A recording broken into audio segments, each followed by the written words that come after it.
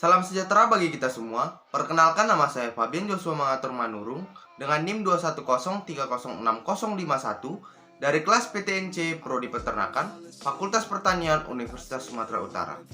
Di sini saya akan melakukan video praktikum biokimia tentang metabolisme mineral dan vitamin. Yang pertama adalah soal tentang mineral. Soal yang pertama, pengertian dan fungsi mineral secara umum pada tubuh ternak. Mineral adalah salah satu komponen nutrisi yang memiliki peran penting dalam pertumbuhan, kesehatan, produksi, dan kekebalan tubuh hewan. Nah, fungsi umum mineral adalah yang pertama, membentuk bagian dari kerangka gigi dan hemoglobin.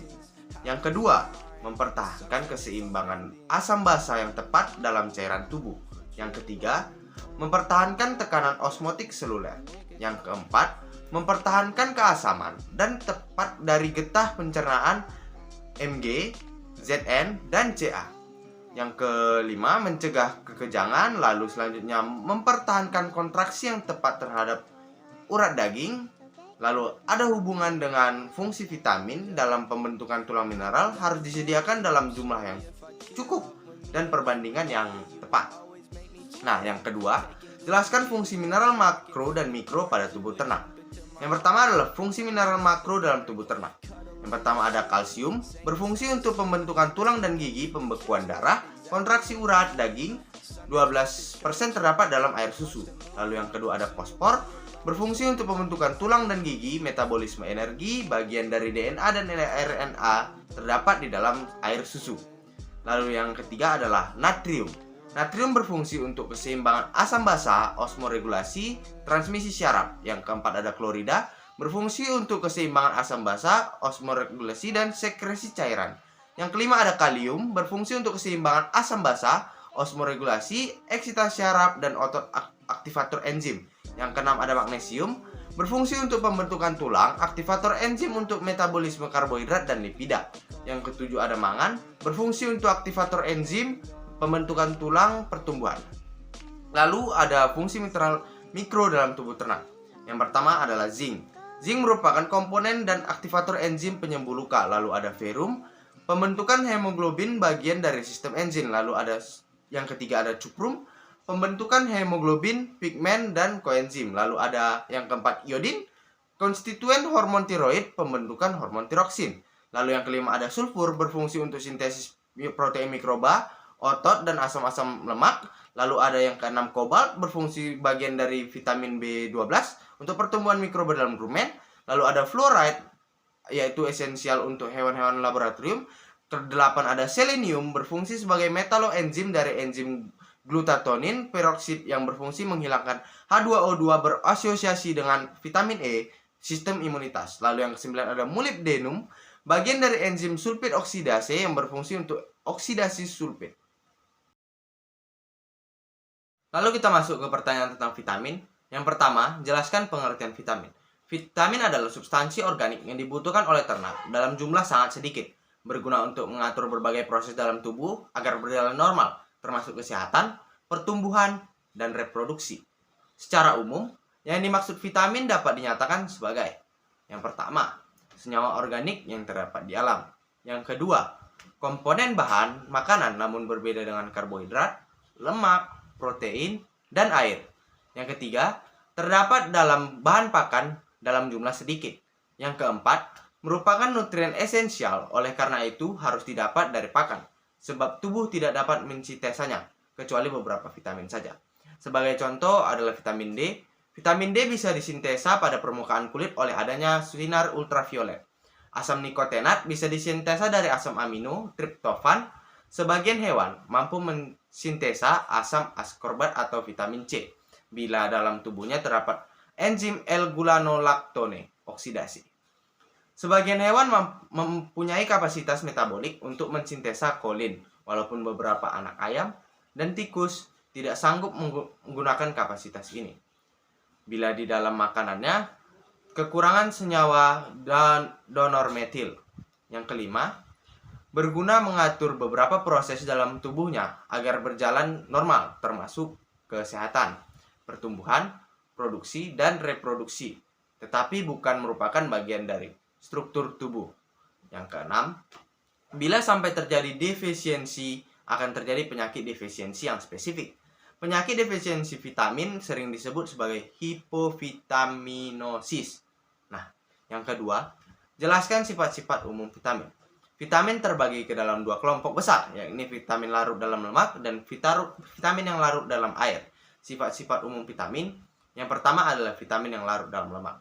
Terdiri dari unsur C, H, O, mempunyai bentuk provitamin yang bisa diubah menjadi vitamin dalam tubuh. Sebagai contoh, provitamin A dan provitamin D. Tidak terdapat di semua jaringan. Vitamin ini umumnya berasal dari jaringan tanaman, kecuali dari vitamin C dan D yang terdapat dalam jaringan hewan. Nah, lalu selanjutnya, menyusun struktur jaringan diserap bersama lemak. Vitamin larut dalam lemak diabsorpsi dari saluran pencernaan bila ada lemak. Faktor-faktor yang dapat meningkatkan penyerapan lemak adalah ukuran partikel atau adanya empedu yang dapat meningkatkan penyerapan vitamin yang larut dalam lemak. Lalu selanjutnya, diserap bersama lemak. Vitamin yang larut dalam lemak disimpan pada deposit lemak dan penyimpanannya akan meningkat dengan meningkatnya konsumsi vitamin larut dalam lemak. Lalu dikeluarkan melalui feses. Vitamin larut dalam lemak ini diekskresikan lewat feses. Lalu kurang stabil, dapat dipengaruhi oleh cahaya, oksidasi, dan lain-lain. Secara fisiologis, vitamin yang larut dalam lemak dibutuhkan dalam pengaturan metabolisme. Lalu larut dalam air, vitamin yang larut dalam air. Pertama, tidak hanya tersusun dari CHOSN atau CO. Lalu tidak ada dalam bentuk provitamin. Contoh triptofan dapat diubah menjadi niacin, tetapi niacin tidak bisa disebut dengan provitamin. Terdapat di semua jaringan. Vitamin yang larut dalam air sebagian besar terlibat karena transfer energi. Karena vitamin ini ada di setiap jaringan hidup, tersedia dan dibutuhkan. Lalu selanjutnya diserap dengan proses difusi biasa, artinya penyerapan sederhana, seiring dengan penyerapan air dari saluran pencernaan masuk ke dalam sel darah. Lalu selanjutnya sebagai prekursor enzim atau merangsang enzim. Tidak disimpan secara khusus dalam tubuh, lalu dikeluarkan melalui urin, tapi kadang-kadang diekskresikan melalui feses. Nah, pada vitamin ini relatif stabil. Yang ketiga, jelaskan jenis-jenis vitamin dan fungsinya pada tubuh ternak. Yang pertama ada vitamin A. Vitamin A yang merupakan nutrisi yang penting bagi tubuh, yaitu pada bagian mata, epitel, dan tulang-tulang. Selanjutnya ada vitamin D atau kalsiferol. Vitamin D mempunyai beberapa fungsi. Yang pertama, membantu proses absorpsi Ca dan P dari saluran pencernaan, dan selanjutnya mengatur konsentrasi Ca dan P dalam darah. Lalu yang kedua adalah proses reabsorpsi, berperan dalam proses reabsorpsi fosfat pada ginjal untuk mengatur konsentrasi Ca dan P dalam darah. Lalu yang ketiga ada deposisi, berperan dalam pembentukan tulang dan dengan jalannya mempengaruhi deposisi pada matriks tulang. Lalu vitamin E. Vitamin E mempunyai beberapa fungsi, antara lain. Yang pertama adalah reproduksi. Reproduksi membuat normalnya proses reproduksi beberapa jenis ternak. Lalu yang kedua, dapat digunakan sebagai antioksidan. Yang ketiga adalah absorpsi, memperbaiki Fe oleh usus. Sedangkan Fe penting untuk mencegah anemia. Lalu ada vitamin K. Vitamin K merupakan senyawa penting pada proses koagulasi darah. Oleh karena itu, semula proses koagulasi yang kemudian disebut vitamin K. Vitamin K memiliki fungsi dalam proses pembekuan darah. Khususnya diperlukan dalam sintesis protrombin di dalam hati. Nah, lalu ada tiamin. Tiamin ini atau vitamin B1. Vitamin B1 ini berperan dalam koenzim sebagai koenzim pirufat dan aklet ketoglutarat dehidrogenase. Kemudian ada riboflavin atau vitamin B2 memiliki fungsi netral dalam produksi energi dan pernapasan seluler, dan juga merupakan prekursor kofaktor. Ada niacin atau vitamin B3 berfungsi menurunkan kadar kolesterol dengan cara menurunkan produksi protein yang mengangkut kolesterol di dalam darah. Lalu selanjutnya ada asam pantotenat atau vitamin B5 diperlukan untuk sintesis koenzim A. Lalu ada vitamin C. Vitamin C berfungsi dalam sintesis kolagen, katekolamin, karnitin, metabolisme kolesterol, tirosin, dan kortikosteroid, pembentukan asam pedu, dan meningkatkan kekebalan tubuh. Selanjutnya ada pirodoksin, berfungsi dalam perubahan triptofan menjadi niacin dan digunakan dalam penggunaan asam lemak. Lalu biotin. Biotin ini berfungsi dalam metabolisme lemak, karbohidrat, dan protein. Lalu ada folat. Folat yang berfungsi dalam sintesis purin dan pirimidin. Lalu di sini saya akan melakukan uji coba vitamin C secara sederhana yang bertujuan untuk mengetahui buah-buahan mana dan pakan hijauan mana yang mengandung vitamin C lebih banyak. Bahan-bahan yang saya gunakan adalah pertama ada air, betadin, larutan semangka, larutan pepaya, larutan jeruk, larutan rumput gajah, dan yang terakhir adalah larutan daun ubi. Sedangkan alat-alat yang saya gunakan adalah aqua gelas, terdapat 10 buah, dan yang terakhir adalah pengaduk. Lalu di sini saya akan melakukan prosedur praktikumnya. Pertama adalah air dimasukkan pada aqua gelas yang sudah dinamai.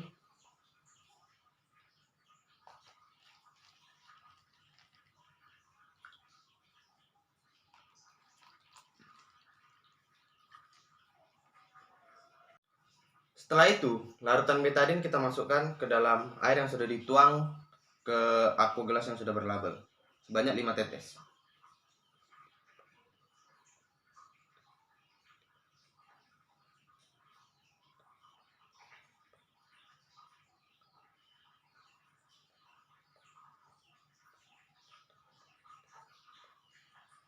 Oke. Setelah itu kita aduk.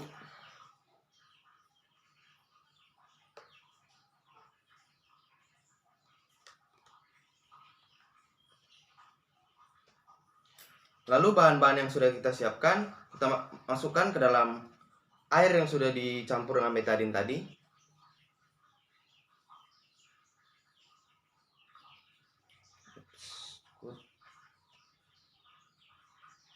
Ini merupakan buah pepaya.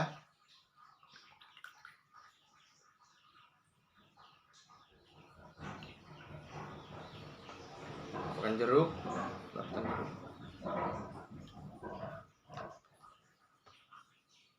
Ini merupakan rumput gajah.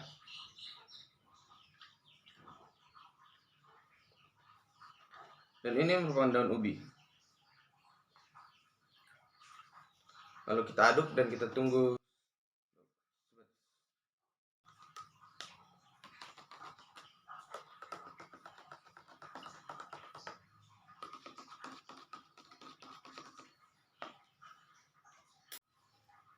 Setelah beberapa saat kita tunggu, dapat kita lihat bahwa larutan tadi berubah warna, semangka menjadi bening, pepaya sedikit keruh,